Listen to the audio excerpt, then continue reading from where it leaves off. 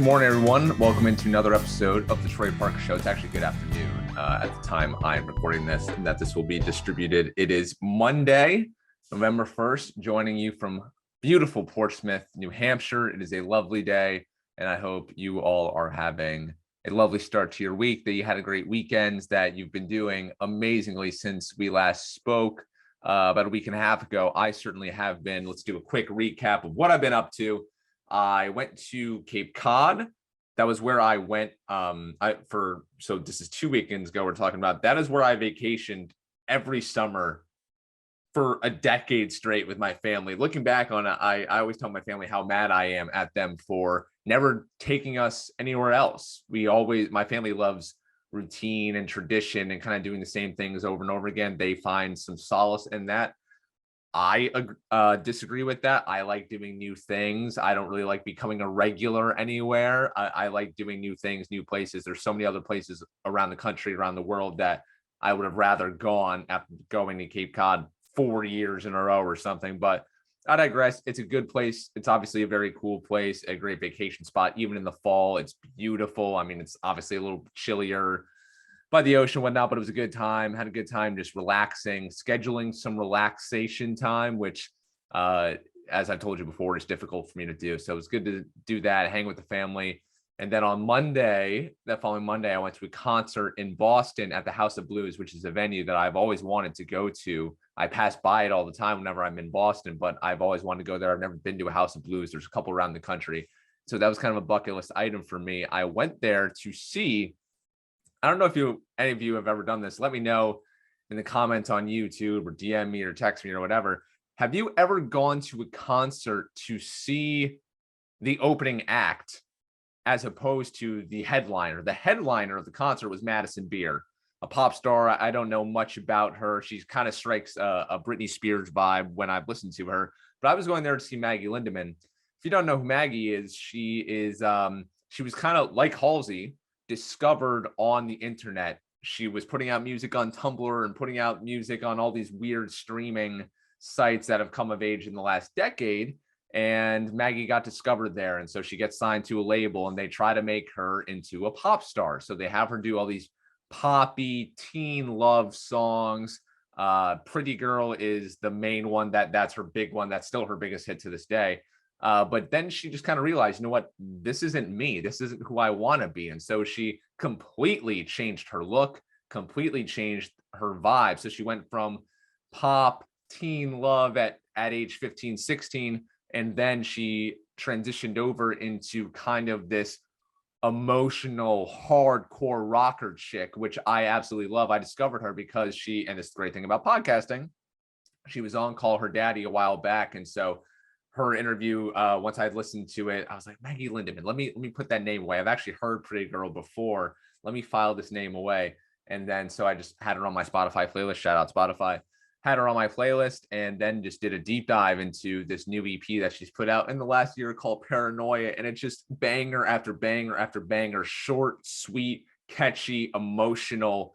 And I loved it. And so I want to see her perform. I haven't been to a concert at all during the pandemic. So this is my first one since seeing Halsey in Oslo, Norway, February of 2020, right before the world shut down, the world changed forever. And so it was really good to go. I felt extremely out of place because Madison Beer was the headliner. And so her clientele is kind of the age 12 to 23 girl range. So I was one of very few men there. And a lot of teenage girls or high school, college girls were there. And so I felt very out of place, especially because I was there to see not the headliner, so I couldn't relate. But Maggie was amazing. She was so good live. Her live stuff is so much better than her in-studio recorded stuff. I'm really glad I went. I stuck around a couple songs from Madison Beer just to see what all the hype was about. She put on a good show from the 5 or 6 songs that I saw her do. I had to go back to New Hampshire, so late drive, early start the next day. I didn't stay the whole time. Another week in New Hampshire. Then I went to Connecticut this past weekend, back to Hartford, had to hang out with some of my people. There were these big UFC fights going on. I'm actually going to talk about later about that in the show, hence the title of this episode and the description as well. Went there to just kind of just go back to Connecticut. It's very fond, or has a very special place in my heart. I have great memories of Connecticut. I know it's not for everyone. When I lived there, people love to shit on Connecticut. People love to hate on it. And because, I worked at ESPN. And so all these people that I worked with came from all different parts of the country, from the West, from the Midwest, from the South, or from just big cities, a lot of Philadelphia people. And so they just shit on Connecticut. They said, what is this state? I've never experienced anything like this before. It's not that far, not that different from the kind of life that I had in upstate New York. So it was very familiar to me and I felt very comfortable with it. And I like to find the positivity in all the situations. So I love Connecticut. So Connecticut is integral to who I am today. I mean, it's a part of my story. Whenever I write my autobiography 50 years from now, Connecticut will have a chapter or two, and all the people and all the experiences and things I did there. And so for the 3.5 years I was there. And so I wanted to go back to it and see my people and do a lot of things that we used to do, and go to the same places and just be with the people that I care about. And so I did that for just over 2 days, Halloween party as well on Saturday night, and watched the UFC fights. It was a great card on Saturday. And so it was really good to do that. And then next weekend, going to New York City again, there's more big UFC fights. I'm going to go watch with some of the same people and some other people that I know in New York City. And I'm going to be there for a couple of days. New York City Marathon on Sunday. I've been to the New York City Marathon once, been to the Boston Marathon once. And I don't know if I told you guys this on the podcast, but when I ran the half marathon a month ago now, and I've done a couple races before, 5Ks, never a 10K, a 4-mile race in July, and the half marathon. There's just nothing like a race day vibe. It is the most positive atmosphere in the world. People who are there cheering you on recognize that you, the runners, are going through this incredible feat of athleticism. They know what you're putting your bodies through and your minds through. They know everything that you put into it to get to race day. And so there's so much love and support, and complete strangers cheering you on, yelling your names, yelling what, they see you struggling, they see you huffing and puffing, or they see you cramping up. They tell you got this, keep going. And so I can't wait to go be a part of that crowd. There's nothing like going to a race. I'm going to go there with my friends and, consume some beverages along the way to stay warm, of course. And I'm really looking forward to it. In the past, I think I would have been hesitant to do all this, to be away from home, Portsmouth in this case, for several weekends in a row, because I so much like routine and love to be really healthy. And so it's hard to eat right and sleep right and do all the things that make me when I'm out on the road. But, I have to get out of my comfort zone in that way. I have to force myself to sleep in, because if I'm staying at someone's house, or you kind of play by their rules, right? Like, I can't just go about making a ruckus at 7 a.m. when everyone else is going to wake up at 9 a.m. right? So I can't force myself and my ways upon other people. So that is a very tough thing for me to do. And so I like, in the spirit of the show, like I talk about so often, about getting outside of your comfort zone, like getting outside of my comfort zone is sleeping in. It is eating unhealthy food. It is drinking a lot, like going to a party and drinking a lot. That stuff doesn't come naturally to me. I don't necessarily like doing that all the time. I don't like sitting down and watching college football for hours on end and not moving. Like, how I can't sit still for an hour. It is very tough for me to do that. But sometimes I have to force myself to do that. So I'm trying to do that, these past few weeks. And then, of course, like, you let money and you let all these excuses come into play. Hence why we don't gather with people that we care about as much as we should. But this year, I'm just continuing this trend of just being like, who cares? Tomorrow is not guaranteed. Do what you want to do today. Take any opportunity you can to be with people you care about. Take any opportunity you can to share some laughs with people, to make memories with people. Life is too short to say no, to be stuck in your ways, to stay in your comfort zone, to stay in your bubble. So that would be a message of mine to you, as you guys go about your lives here, and as you are presented with opportunities to gather with people as we enter the holiday season and the winter and all that good stuff. But the main thing I wanted to talk to you about today, to try to talk to you more about my life and how I see things, is mixed martial arts. I know this sounds crazy, but the sport of MMA has changed my life in every capacity since I first got into it in the about February of 2019. So it's been, 2.5 years that I've been on this journey. And let me just distinguish this first and foremost. MMA is the sport. Mixed martial arts is the entire sport, like football. Football is the sport. The NFL is the league. So MMA is the sport.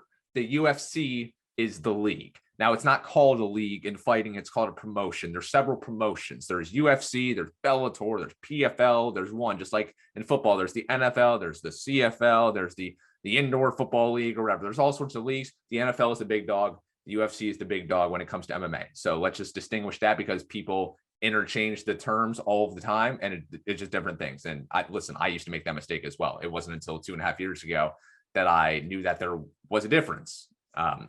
So that's that.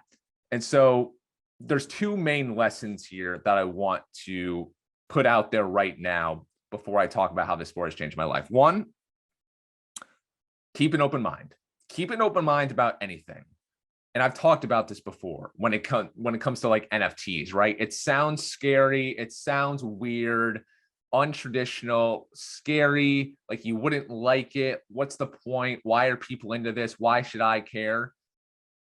You can't fall into that trap. It's dangerous. You need to remain curious. If there's something that a lot of people are behind, there's a reason for it. Okay. So you need to stay curious. You need to keep an open mind and be willing to just hear other people out, to learn new things. It still might not be for you, but at least hear it out. That's one. Two, when it comes to your career, especially in this field, in the media field, and I'm actually doing an interview. Someone's interviewing me later this week about kind of breaking into the sports media industry. But whatever field it is that you're in, you need to find a way to set yourself apart. In my field, in sports, everyone wants to work on the NFL. Everyone wants to work on the NBA. I have set myself apart since day one because I have done everything that no one else wants to do, that no one else is clamoring to do. When I was at ESPN, there was this radio show that no one wanted to touch. Day one, I was like, I want to work on that show. Now, listen, not to pat myself on the back here. Like, I wish I could say that I had the foresight to know that, but I just genuinely wanted to work on that show. It wasn't me thinking that like, oh, well, no one wants to do this. I'll do this, and then my career will take off. Not like that. Similarly, when I got into MMA, it wasn't me being like, well, everyone wants to work on all these other sports. Let me go do MMA. I was the lowest guy on the totem pole. MMA was the thing that they cared about the least. It was like, Troy, you just go do that thing. And, that can be your thing, and that's fine. And we won't hound you about it. So I was like, okay, sure, I'll do it. But then I eventually ran with it. And so those would be the first two lessons. Keep an open mind.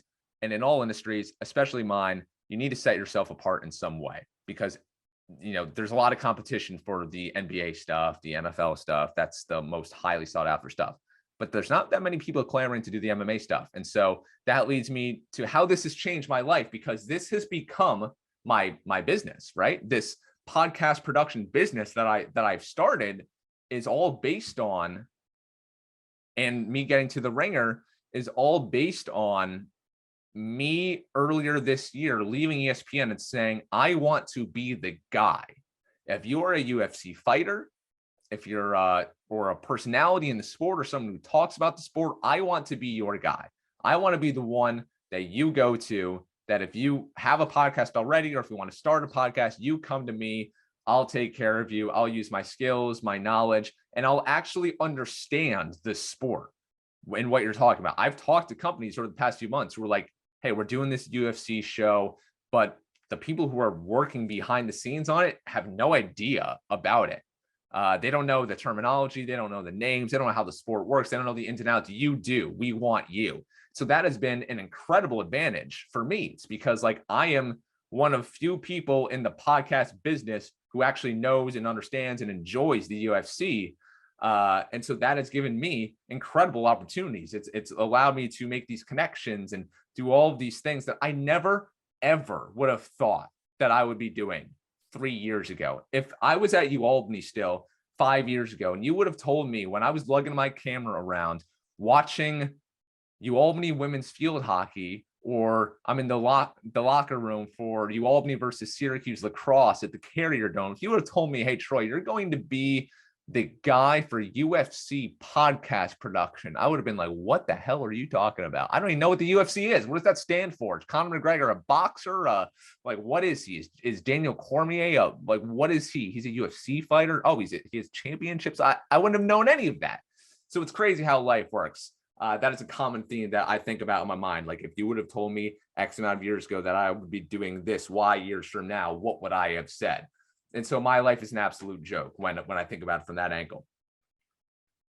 But it has fundamentally changed my life. My business, my paychecks, like me getting hired at the Ringer is based solely on connections I made within this sport, how I've set myself apart, how I've done good work, and how I continue to try to get better and push the envelope when other people aren't doing it. So that's first and foremost. Like, it has, from a business perspective, been incredible for me. It's paid off dividends, has led me to some incredible places. It has given me incredible memories. I went to a Conor McGregor fight, his big return fight 2 years ago in January 2019 in Las Vegas. That was amazing. The December before, I went to this huge fight card again in Las Vegas. That was awesome. And then the month before, another huge fight card in November at Madison Square Garden. And had the pandemic not happened, I probably would have gotten to do many more cool things like that. I'm going to New York City this weekend. In part, I'm not actually going to the fights, at least I don't think, at this present moment that I'm speaking to you, but I'm going to be in the city as the fights are going on. So there will be a lot of buzz, and I'm really excited to see what the scene is like and talk to the fans that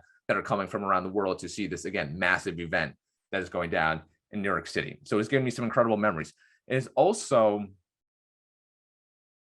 brought my friend, like, it has made my friendships so much stronger. And this is the one that means the most to me, because this is the great thing about sports. This is the great thing about being a fan. There's a community around teams, around being a fan, around liking teams, going to games or watching games at a bar or watching games with friends, right? If you're all rooting on the same team, you're all in this together, it bonds you together with other people, which again is a fundamental human behavior that we all need.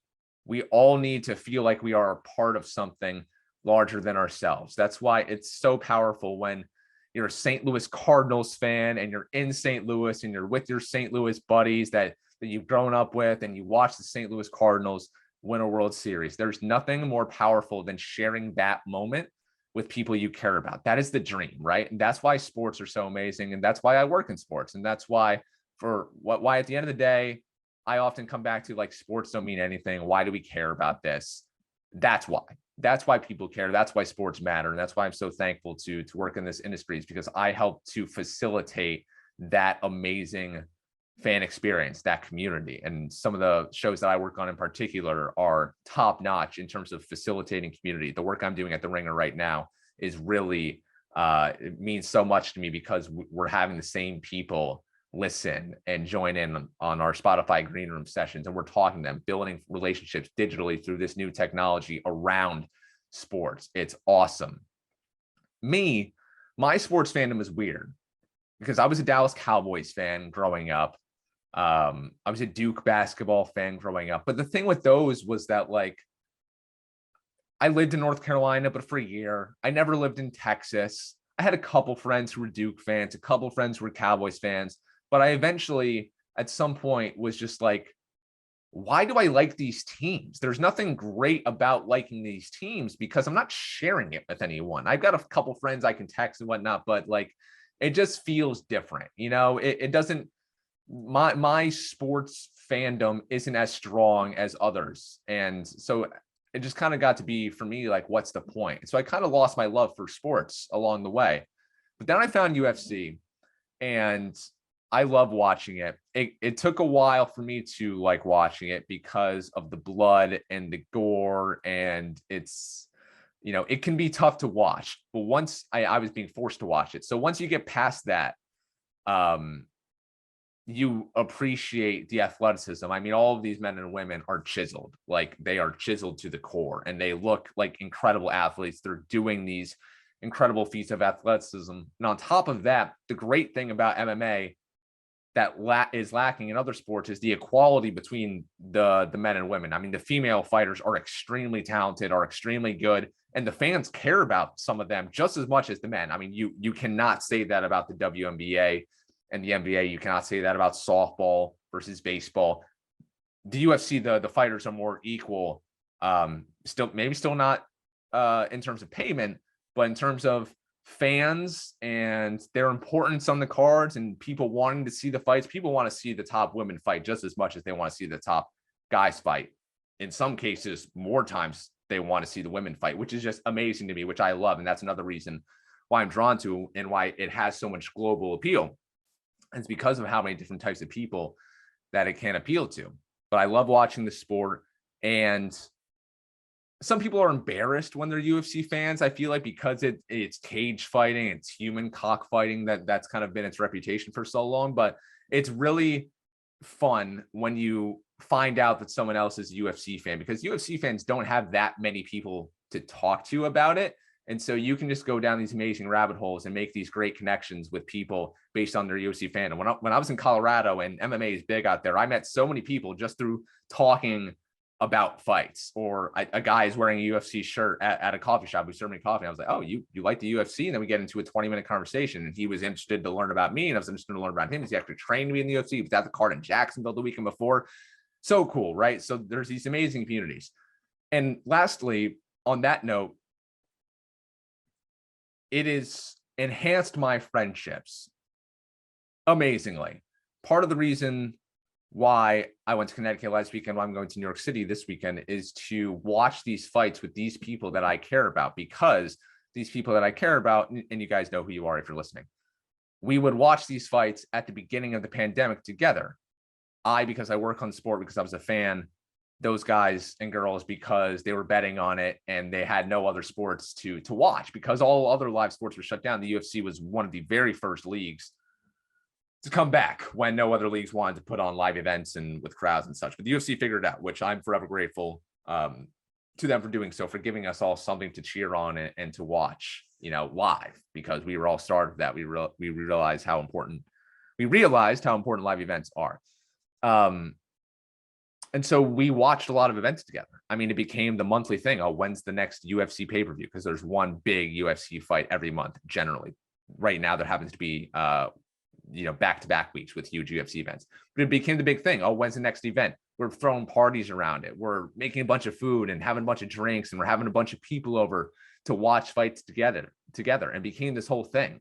And then even as we've been around different parts of the country now, because I moved, it's still, we're texting about it, we're talking about it, or we're talking about the sport during the week. And, oh, did you see this person said this? Oh, this fight got made. Oh, this fight got canceled. Oh, this storyline is happening. This breaking news. It's been so much fun. And so this weekend, I mean, I was just with my people watching the fights together. And it's just insane that we have built these bonds around this sport. My buddy's girlfriend, who, she's been like watching the sport just as diligently as us over the past few years, which has been so cool to see, so cool to be a part of, so fun to talk about. The sport has changed my life. And that's why I think it's so important to keep an open mind, to not write it off. I mean, if you would have told me 5 years ago I would have been a UFC fan, I would have been like, I'm never going to watch that. Like, I watched a Ronda Rousey fight once because she was this larger than life star and her fights last 15 seconds. Okay, I can stomach that, but I never would have watched anything before that. So it's just crazy where life can take you. So keep an open mind, set yourself apart. This sport has given me a lot. It's given me jobs. It's given me money in my pocket. It has given me friendships, relationships, memories. It has set up my career. I mean, this is what my career is going to be moving forward. I mean, as long as I'm in the podcast game, I'm going to be in the MMA podcast game. And I'm really proud of that. I'm really happy about that. I'm excited by that, because they're two growing spaces. I mean, MMA is still a sport that's maybe not even 30 years old, which is crazy how young it is. I mean, we are in the leather helmet days of the NFL. I mean, the NFL used to, they didn't wear these helmets that they wear now. I mean, it was, you run the ball 500 times a game, you don't pass the ball at all, and you wear these little helmets that don't protect you at all. We are in that stage of the MMA game. So it's very exciting to be on the ground floor of something that I think, the UFC could replace the NHL in terms of the hierarchy of sports in America within the next decade. If you told me that happens, I would not be surprised at all. It's growing that fast. It's getting that big. And I'm very happy to be part of it. So I just want to tell you guys that today, because I've talked about it so many different times here and there about my business, about my career, but that's where I'm at. I produce podcasts for The Ringer about MMA, and it's a great time. And yeah, so hope you enjoyed. A couple new blog posts out this week on the TroyFarkasShow.com. You can follow me at Troy_Farkas on Instagram. A friend asked me this week, "Oh, why'd you delete your Twitter?" I'm like, because Twitter is just Twitter is the sewage of social media. It's disgusting. The people out there are lame. So I've kind of been doing these things lately where sometimes my favorite thing about Twitter back in the day was just throwing out random shit and just seeing what sticks, like just having total random thoughts and just seeing, oh, does anyone else think this? Does anyone else do this? Or am I weird because I do this? So I'm now kind of taking that vibe over to Instagram, where just going into the Instagram create mode on Instagram, just throwing out a random thought. So if you like that, you can follow me over there. I release stuff from the show, release stuff from the Ringer stuff that I've been doing, or just some good vibes. I like doing it. I love Instagram. I hate Twitter, so I'm off of it. I got off of Facebook 2-3 years ago at this point. IG and TikTok, the places to be. Couple new blog posts are up about social media, about making friends as an adult, which is something that I've actually been doing a little better with recently, because these yoga classes every week. I'm now kickboxing at this gym 2-3 times a week. So that's great fun. I'm doing that in the mornings. And just, by the way, if you want a really good workout, go kickboxing. Punch, kick, sprawl, like it will. If you want a good strong core, a tight core, this will chisel you. It's a great cardio workout. You can really pack a lot in a 30 to 45 minute kickboxing session. Another way the sport has changed my life. I wouldn't have been doing this type of workout and feeling this good and having